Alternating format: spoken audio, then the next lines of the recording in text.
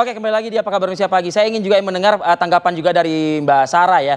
Mbak Sarah, eh, upaya yang sudah baik mungkin bagi sebagian kalangan disebutkan Prabowo Subianto mendatangi rival-rival politik begitu ya, dan apresiasi juga tadi dari Bang Bestari Ya. kita dengarkan juga begitu. Nah, melihat manuver yang disampaikan oleh Ketua Umum Partai Demokrat ini nih Mbak Sarah, bagaimana tanggapan Mbak Sarah?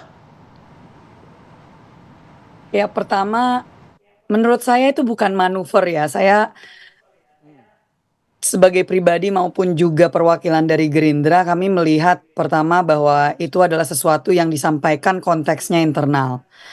Dan bukan dimaksud terlalu seolah-olah keluar dari jalur yang sudah ditentukan oleh koalisi gitu ya. Itu menurut saya tidak benar. Yang kedua, tentunya apa yang dimaksud dalam konteks yang disampaikan secara internal itu juga harus kami hormati. Dan maksud yang disampaikan tersebut ya hanya bisa diketahui oleh semua yang mengikuti dari awal sampai akhir, dan bukan hanya yang mungkin diambil ya konteksnya di luar dari apa yang disampaikan.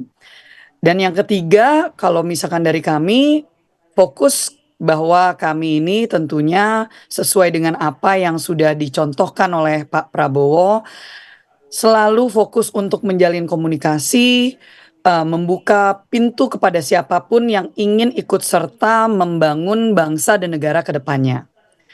Dan saya rasa sekali lagi apa yang disampaikan oleh Mas AHY di dalam acara tersebut itu adalah konteksnya internal. Ya, tidak bisa langsung dibaca dalam konteks nasional maupun juga koalisi.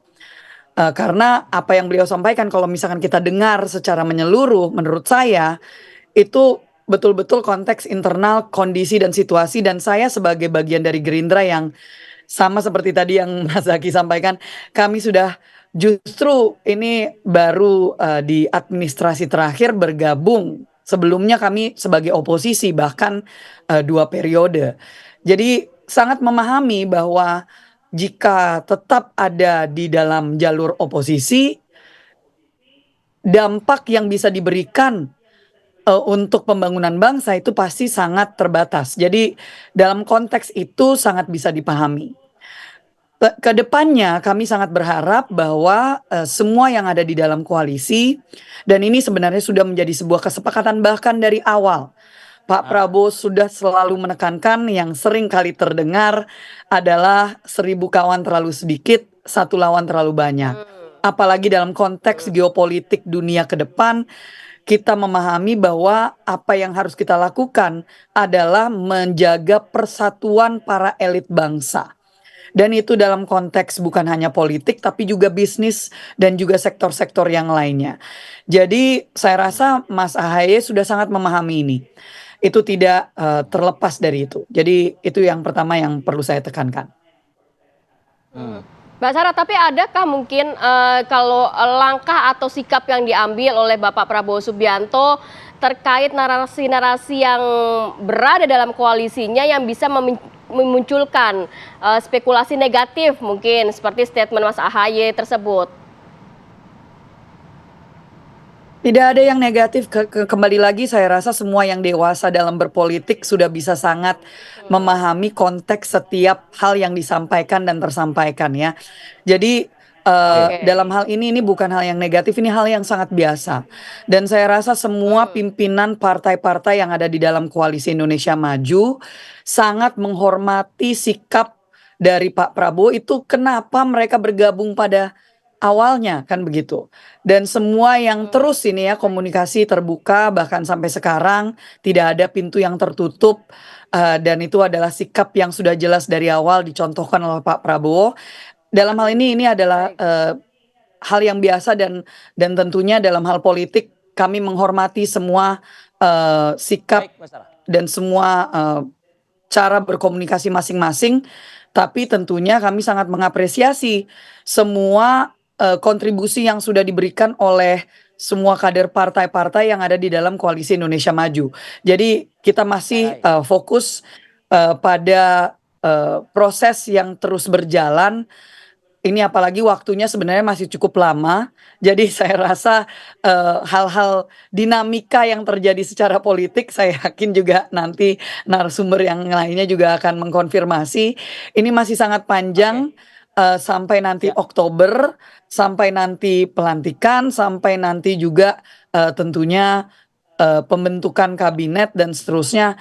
Ini masih sangat dinamis dan organik. Jadi semua seluruhnya Mbak Sarah. kami serahkan kepada Pak Prabowo, dan sampai saat ini tidak ada reaksi negatif dari apa yang disampaikan. Itu kami memahami dan menghormati bahwa apa yang disampaikan adalah dalam konteks internal partai. Oke. Bang Ipang sebentar ya, saya ke Zaki sebentar. Ada kesempatan Bang Herzaki mungkin untuk menanggapi juga pernyataan Mbak Sarah dan juga sebelumnya ada Bang Bestari. Bang Zaki. Ya, makasih Bang Ipang, makasih. Kok Bang Ipang sih Bang Aris.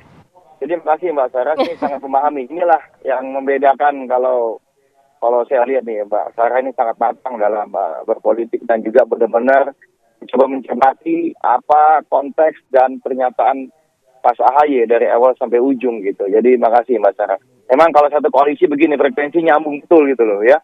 Enak betul gitu kita bicara tektokan. Nah, jadi kalau yang ingin kami sampaikan, kita bicaranya hancur dulu ya jujur aja kan, kok misalnya kami hari ini misalnya katakanlah masih di tempat yang lama, ya jelas dong kan begitu, konteksnya kami itu di situ gitu loh, dijelaskan sehingga kepada kader-kader alhamdulillah kita memilih jalan yang tepat, karena kan nggak mudah ini kayak beloknya tuh bahkan tapasen ya bulan September lalu itu ya kan, karena ada suatu situasi yang sangat besar ya, yang sehingga kami harus mengambil keputusan besar juga gitu. Dan mesti diingat, waktu di bulan Oktober, November itu, survei kemudian rata-rata yang besar-besar menyampaikan kami hanya 3 atau 4%. Jadi hari ini kami bisa mencapai hampir 8%, lalu kemudian suara kami meningkat dibandingkan 2019. Ini bagi kami sudah merupakan suatu prestasi. Karena itu satu yang tidak mudah gitu. Nah, sehingga bagi kami, yang kami mesti jelaskan juga adalah, nggak ada nih, kami nggak ada nyentuh-nyentuh nama partai lain nih di situ. Kami nggak nyentuh-nyentuh nama capres lain di situ. Bahkan masanya udah kita masa lalu sudah kita lupakan. Tapi yang penting yang ingin saya sampaikan, alhamdulillah kita sudah memilih jalan yang tepat, yaitu memilih bergabung dan mendukung penuh, berjuang penuh buat Pak Prabowo. Itu yang pesan utamanya yang disampaikan. Jadi bukan aduh di sana hancur, enggak. Koalisi apa tadi perubahan ya. Ya silakan aja, itu kan jalan masing-masing. Buat apa kami berkomentari lagi, itu sudah masa lalu gitu loh, ya kan? Kami fokus lupa nih kayaknya nih ya. Hari ini Bang hari Zaki. ini kami sudah menang bersama Pak Prabowo ya, kami alhamdulillah di situ, dan kita fokus saja bagaimana ke depan apa yang sudah baik di era Pak Jokowi, ada proses transisi nanti, lalu bisa Pak Prabowo makin akselerasi. Itu. Baik Bang. Bang. Oke Bang Ipang, gimana tanggapan Anda Bang Ipang? Bang Bestari udah ketawa-ketawa aja tuh mendengar pernyataan. Udah pengen komen kayaknya, tahan dulu Bang. Mas Ipang gimana? Ya Mbak Rati, Mas Arief Fadil, ya pertama tentu saja di dalam pendekatan perilaku politik ya tentu ada istilah oversight atau minimalis winning coalition. Jadi apa yang disampaikan Mbak Sarah juga banyak yang nggak tahan di oposisi karena itu kan soal kontribusi tadi saya sepakat. Kemudian Bang Zaki, saya juga sepakat bahwa kemana kesana kesini yang udah pasti ditinggalkan, dan juga calon presiden itu juga nggak salah karena partai juga punya kepentingan agenda elektoral kan, aspek elektoral tentu mereka kaji. Jadi kematangan itu penting. Yang kedua adalah memang di dalam konteks pendekatan ini pertarungan kontestasi itu kan selesai setelah pemilu selesai. Jadi kemudian tautan elektoral itu masih berjalan, tapi kalau pembentukan kabinet sudah berjalan, tautan elektoral juga tuntas selesai. Nah, kemudian di dalam pendekatan ini juga kita mencermati bahwa partai itu kecenderungan, poin ketiga itu kecenderungan mengabaikan programatik dan ideologi. Karena ada agenda kepentingan partai yang jauh lebih besar, yaitu bukan bahasa pemburu rente ya, tetapi bahasa yang lebih halusnya adalah partai itu ketergantungan kepada negara untuk dalam konteks menjaga keberlangsungan eksistensi kolektif kelompok dan golongan partai. Nah itu yang membuat kenapa partai tidak bisa punya daya tahan, karena mereka harus bergantung kepada negara Ya. untuk mengelola partai, keberlangsungan secara kolektif. Ya. Ini yang membuat partai berat, terutama partai-partai yang sudah 10 tahun jadi oposisi. Sudah lama oposisi, ya. Seperti misalnya PKS ini juga pasti berat bagi Lebih mereka. 10 tahun dari Ya kalau apalagi kalau mau 15 ini kan berat sekali. Nah, mungkin kalau bagi PKB atau dari Nasdem mungkin nggak keberat karena udah 10 tahun udah buka puasa kan.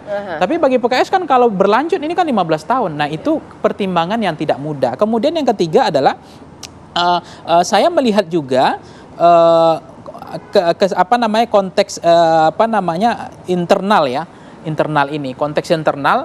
Jadi memang apa yang disampaikan itu bisa jadi memaknai bahwa keputusan yang diambil oleh Partai Demokrat itu sudah tepat.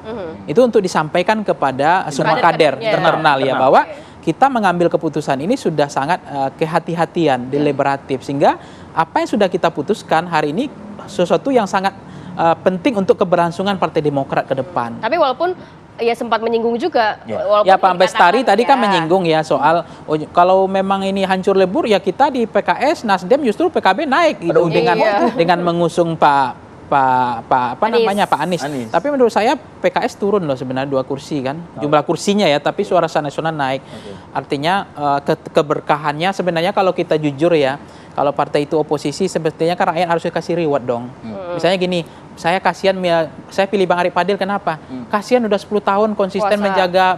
menjaga perasaan Berarti rakyat dipilih karena dasar kasihan. Iya kasihan, kan begitu. Iya. Milih Pak Prabowo juga ada Oke. karena kasihan, ada juga. Karena udah 3 kali bertarung kan ada juga. Artinya itu nggak bisa diabaikan alasan-alasan faktor-faktor itu. Oke, baik. Kita jeda dulu sejenak, kami akan lanjutkan diskusi usai jeda pariwara berikut, kami akan kembali.